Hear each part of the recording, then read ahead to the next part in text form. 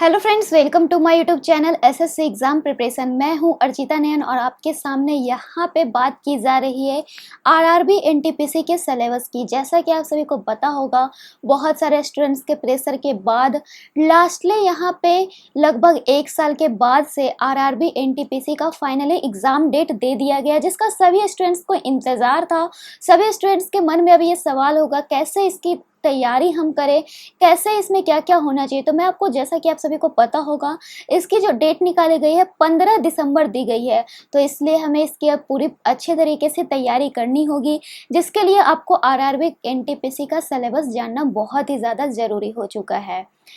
NTPC syllabus क्या है, इसके कैसे एग्ज़ाम्स होते हैं, ये सारे चीज़ तो मैं आपको बता दूं। इसके 2 एग्ज़ाम होते हैं, एक तो सीबीटी 1 और दूसरे सीबी 2। इसके बाद क्या होता है, इन दोनों एग्जाम्स के बाद आपके टाइपिंग टेस्ट होते हैं, वो आपके डिपेंड करते हैं कि आपने कौन कौन से जॉब सेलेक्ट किए होंगे। फिर डॉक्यूमेंट वेरिफिकेशन होता है, मेडिकल एग्जामिनेशन होता है, उसके बाद इसकी फाइनल सिलेक्शन होती है। तो इसके बारे में अब हम जान लेते हैं थोड़ी सी बातों को। तो मैं आपको बता दूं, इसमें जो सीबीटी 1 और सीबीटी 2 होता है, जिसमें आपको सिलेबस जानने के लिए बहुत ही ज़्यादा ज़रूरत होती है, कैसे इसकी तैयारी हम करें। तो सीबीटी 1 सीबीटी 2 दोनों यानी कि कंप्यूटर बेस्ड होगा। इसमें किस तरीके के क्वेश्चंस पूछे जाएंगे, कितने नंबर के कौन से क्वेश्चंस होंगे, ये सारी चीज़ हमें जानना ज़रूरी है। तो चलिए देखते हैं।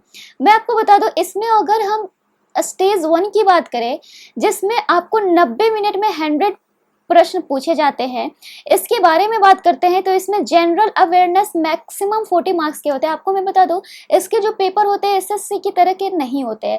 एसएससी में सब्जेक्ट वाइज आपके एग्जाम में भी पेपर रहेंगे, लिखा रहेगा उसमें मैथ्स के 25 क्वेश्चन, रीजनिंग 25, जीके 25 और इंग्लिश 25, और उसी तरीके से आपके एग्जाम लिए जाएंगे और वो सारे सब्जेक्ट वाइज होते हैं। बट आरआरबी के एग्जाम में आपके रैंडमली सेलेक्टेड क्वेश्चन होते हैं, यानी कि कहीं पे जनरल अवेयरनेस के क्वेश्चन होंगे, कहीं पे मैथमेटिक्स, कहीं पे रीजनिंग। और तो इस तरीके से हमें इसके बारे में और भी अच्छे तरीके से करना होता है, क्योंकि वहां हमें पता होता है बाकी सारे एग्जाम में कि चलो रीजनिंग में हमने इतना टाइम अगर कम लगाया तो हमें मैथ्स में और भी ज्यादा टाइम मिल गया। बट यहाँ पे आपको ये चीजों को समझ में आना बहुत ही मुश्किल हो गया। इसलिए सबसे पहली बात, आप ऑनलाइन टेस्ट जरूर दो। उसका लिंक मैं आपको नीचे डिस्क्रिप्शन बॉक्स में दे दूंगी। आप वहां पे से जाके ऑनलाइन टेस्ट दो। उसका जो भी टॉपिक्स में आपको प्रॉब्लम होती है, बिकॉज एग्जाम डेट्स आपके आ चुके हैं, तो इसमें आपको टेंशन लेने की कोई बात नहीं है। जो भी टॉपिक्स में प्रॉब्लम हो, आप सेट बनाओ और उस टॉपिक को हमें बताओ। हम कोशिश करेंगे कि उस टॉपिक के आपके लिए वीडियो जरूर लाएं। तो मैं आपको बता दूं, यहाँ पे जनरल अवेयरनेस के मैक्सिमम 40 मार्क्स के क्वेश्चंस होंगे। अभी थोड़ा सा सिलेबस देख लेते हैं किस तरीके के सिलेबस होते हैं, फिर मैं आपको यहाँ पे टॉपिक वाइज भी बताऊंगी कि जनरल अवेयरनेस में कौन कौन से टॉपिक्स पूछे जाएंगे, ये सारे चीज। तो सबसे पहली बात, जनरल अवेयरनेस में 40 मार्क्स के आपके क्वेश्चन पूछे जाएंगे, जबकि मैथमेटिक्स में मैक्सिमम 30 मार्क्स के क्वेश्चन होंगे, और जनरल इंटेलिजेंस एंड रीजनिंग में भी मैक्सिमम 30 मार्क्स के ही क्वेश्चन होंगे। यानी आपके टोटल क्वेश्चन हो गए 100 मार्क्स के, और 90 मिनट्स होंगे उसमें। अब बात कर लेते हैं इसमें टॉपिक वाइज आपको क्या क्या पढ़ने हैं, कैसे कैसे आपको इसकी तैयारी करने हैं, ताकि आपको कोई भी प्रॉब्लम ना हो। तो सबसे पहले बात कर लेते हैं मैथमेटिक्स के सिलेबस की, जो कि आपके 30 मार्क्स के पूछे जाएंगे। तो इसमें आपको नंबर सिस्टम से क्वेश्चंस होंगे ही होंगे, इसके साथ साथ डेसिमल, फ्रैक्शन, एलसीएम, एचसीएफ, साथ ही साथ रेशियो प्रोपोर्शन से क्वेश्चन होंगे, परसेंटेज से क्वेश्चंस होंगे, मेंसुरेशन से क्वेश्चंस होंगे, टाइम एंड वर्क के भी क्वेश्चंस पूछे जाते हैं, साथ ही साथ टाइम एंड डिस्टेंस के क्वेश्चंस पूछे जाएंगे, simple interest and compound interest के क्वेश्चंस पूछे जाएंगे, प्रॉफिट एंड लॉस के क्वेश्चंस पूछे जाएंगे, एलिमेंट्री अलजेब्रा पूछे जाएंगे, ज्योमेट्री पूछे जाएंगे और ट्रिगोनोमेट्री पूछे जाएंगे। अब जैसा कि ये आरआरबी का एग्जाम है, यानी रेलवे बोर्ड का एग्जाम है, तो ट्रेन से रिलेटेड क्वेश्चंस आपके इसमें पूछे जाने की बहुत ही ज्यादा चांसेस होती है। तो आप ट्रेन से रिलेटेड क्वेश्चंस को एक बार अलग से अच्छे तरीके से कर लोगे। इसके बाद अब हम बात कर लेते हैं जनरल अवेयरनेस के सिलेबस की। तो जनरल अवेयरनेस में करंट इवेंट पूछेगा, नेशनल और इंटरनेशनल जो भी आपके करंट में भी करंट अफेयर्स चल रहे हैं वो पूछेगा। फिर monuments and places of India पूछेगा, यानी कि कौन सा स्मारक कहाँ पे है, कौन सी जगह कहाँ पे है, ये सारी चीज पूछे जाएंगे। फिर आपको गेम्स एंड स्पोर्ट्स से होंगे, कौन से खिलाड़ी कौन से देश से संबंध रखते हैं, या फिर कौन से खिलाड़ी कौन से खेल से संबंध रखते हैं। इसके साथ साथ कौन से खेल में कितने खिलाड़ी होते हैं, कौन सा अवार्ड जो है किस खिलाड़ी को दिया जाता है, ये सारे क्वेश्चंस पूछे जाएंगे।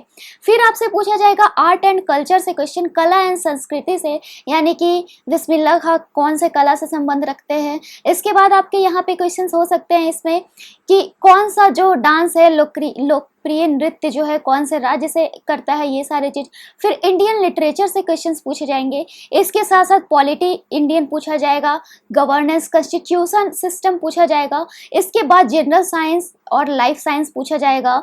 उसके बाद अगर बात करते हैं जनरल साइंस की, तो उससे लगभग आपके 10 क्वेश्चंस पूछे जाएंगे, उससे ऊपर ही जाएंगे। इसके बाद हिस्ट्री आपसे पूछेगा, हिस्ट्री ऑफ इंडिया। फिर फ्रीडम स्ट्रगल, यानी कि जो आज़ादी में स्ट्रगल करना पड़ा, कौन कौन उसमें स्ट्रगल किए, ये सारी चीज़ आपसे पूछे जाएंगे। उसके बाद आपसे पूछेगा जो आपके वर्ल्ड ऑर्गेनाइजेशन है, जैसे कि WHO, यूनेस्को, ये सारे ऑर्गेनाइजेशन की आपके हेडक्वार्टर कहाँ है, इनकी स्थापना कब हुई, ये सारे चीज। फिर फिजिकल, सोशल और इकोनॉमिकल ज्योग्राफी पूछे जाएंगे। General scientific and technological development, space और न्यूक्लियर प्रोग्राम से पूछे जाएंगे। यानी कि आपसे पूछा जाएगा जैसे कि प्रधानमंत्री मोदी, या फिर प्रधानमंत्री मोदी ने कौन से चीज़ों को लॉन्च किया, फिर कौन कौन से चीज़ यहाँ पे मिशन मंगल से क्वेश्चंस होंगे, ये सारे क्वेश्चंस पूछे जाएंगे। फिर आपसे पूछे जाएंगे इन्वायरमेंटल इश्यूज पूछे जाएंगे कंसर्निंग इंडिया। उसके बाद कंप्यूटर से क्वेश्चंस होंगे। उसके बाद एब्रिविएशन होंगे, यानी कि नीति आयोग का फुल फॉर्म आपको पता है, इसमें नीति में आई का मतलब क्या होता है, ये सारी चीज़। फिर इंडियन इकोनॉमी से क्वेश्चंस होंगे, यानी भारतीय अर्थव्यवस्था से क्वेश्चंस होंगे। फ्लैगशिप गवर्नमेंट प्रोग्राम से क्वेश्चंस होंगे। Famous personalities of Indian and world, यानी कि इंडिया और वर्ल्ड में जो भी फेमस चल रहे हो, जैसे कि चलते हैं डोनाल्ड ट्रंप, फेमस चलते रहते हैं। फिर चीन में जो भी चल रही है, उसके बाद चीनी बीमारी साहब के क्वेश्चंस पूछे जा सकते हैं।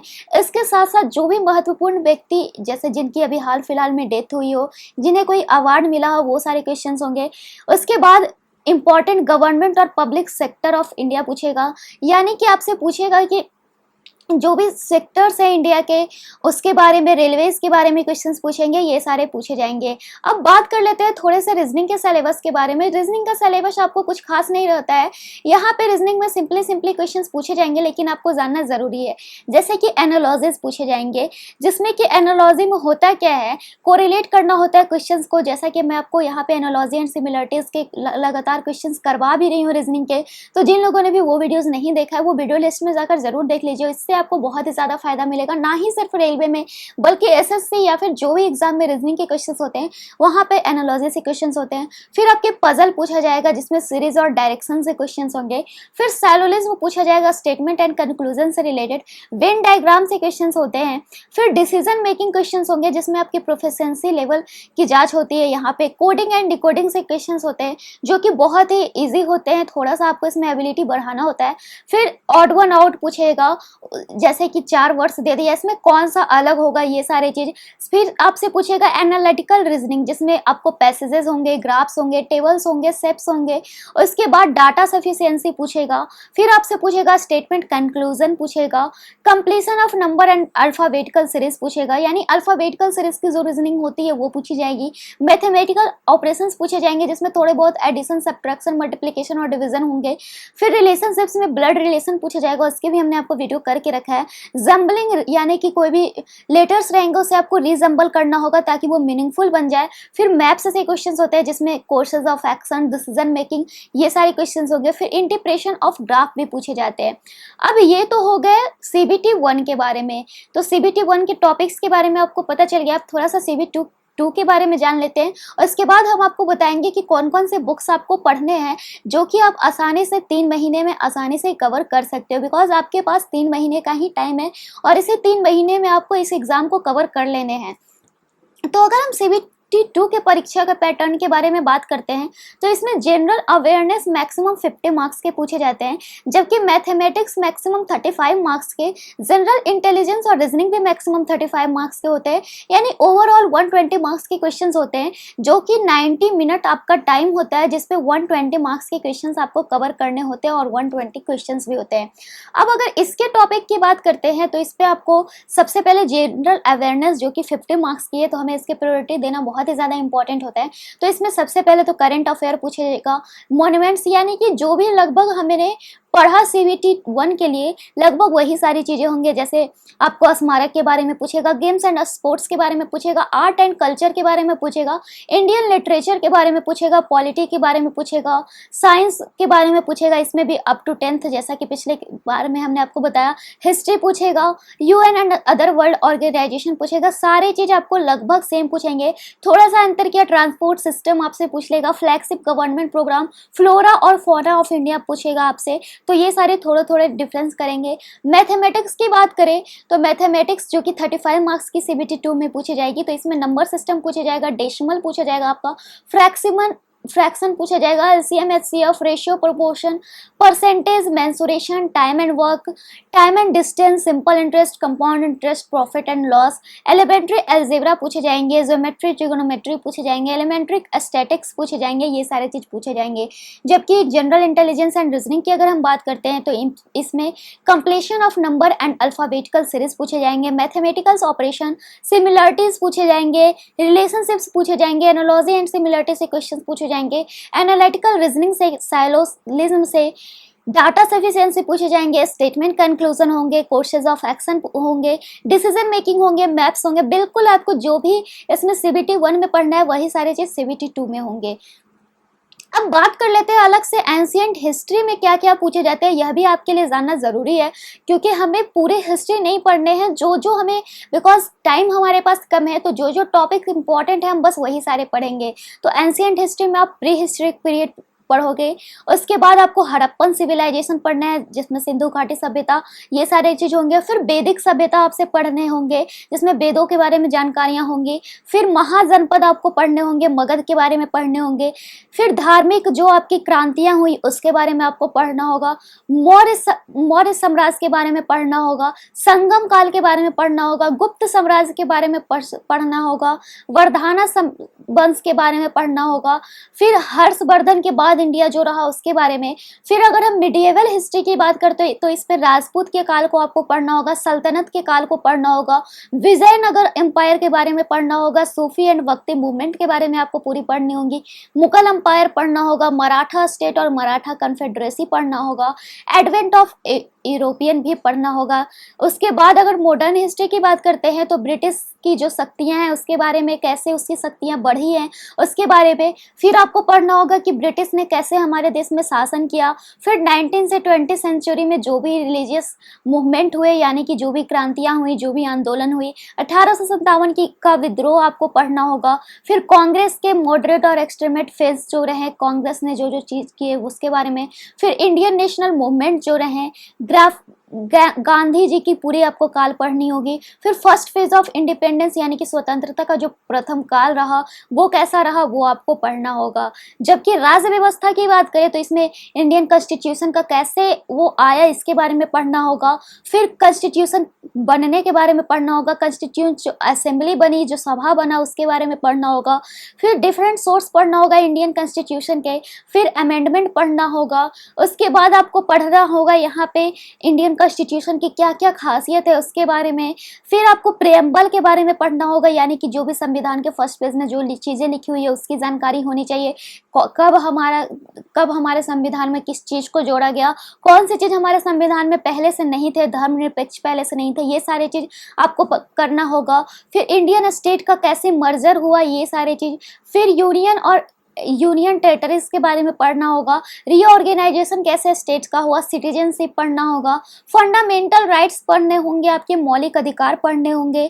फिर स्टेट पॉलिसी की जो नीतियां रही वो, फंडामेंटल ड्यूटीज आपको पढ़नी होंगी, यानी कि यहाँ पे फंडामेंटल से जो भी यहाँ पे मौलिक अधिकार हुए ये सारे चीज। फिर आपको पढ़ना होगा parliament of India, executive of states, position of जे&के, panchayat, municipalities, supreme court, high court, inter state council, finance commission, planning commission, national development council, ये सारी चीज। फिर पब्लिक सर्विस कमीशन, फिर इमरजेंसी प्रोविजंस, नेशनल सिंबल्स के बारे में पढ़ना होगा। ऑफिशियल जो लैंग्वेजेस संविधान में बनाई गई उसके बारे में पढ़ना होगा।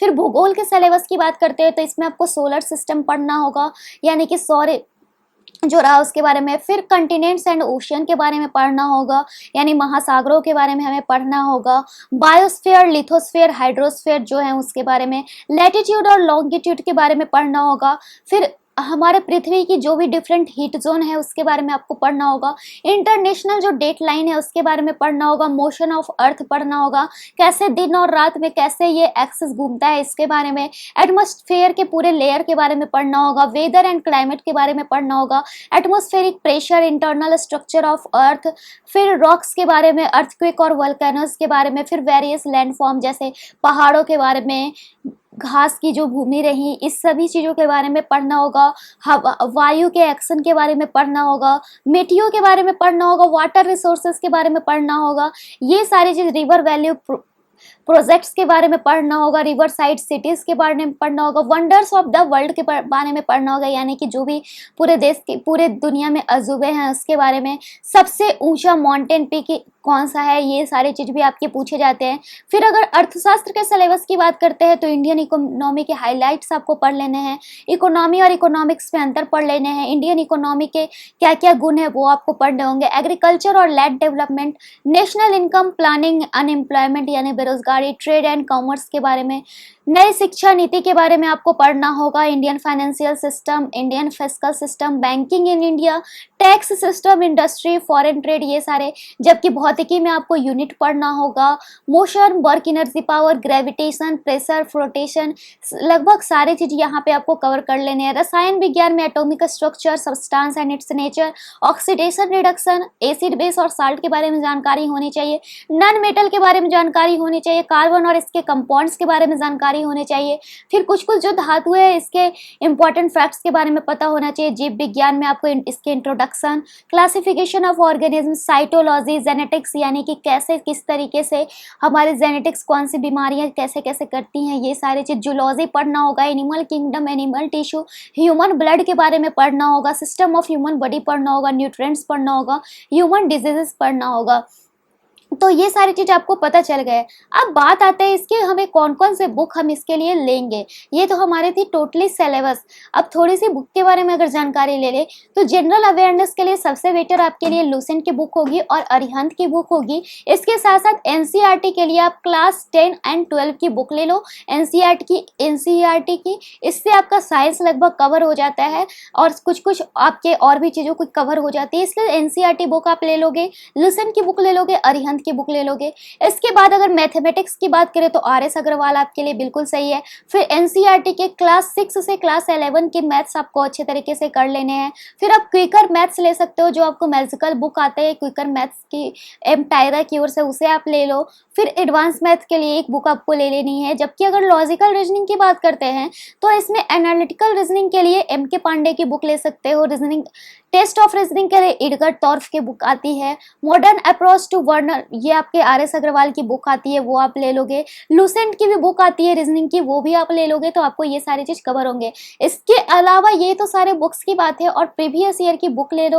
और उसके बाद जो आपको मैं यहाँ पे सेट की लिंक दे रही हूँ, आप उस सेट को डेली बनाओ। इसके अलावा अगर आपके पास फिर भी कोई क्वेरीज है, आपको किसी चीज के बारे में और भी जानकारी चाहिए, तो आप हमें कमेंट बॉक्स में कमेंट कर दो, या फिर आपको नीचे लिंक मिलेगा हमारे इंस्टा अकाउंट का, आप वहाँ पे जाके हमें मैसेज कर सकते हो कि आपको किस टॉपिक में प्रॉब्लम है, आपको और भी क्या क्या जानकारी चाहिए, हम वहाँ पे पर्सनली आपको मैसेज कर देंगे। तो फिलहाल इस वीडियो में इतना ही। Then bye and thanks for watching this video.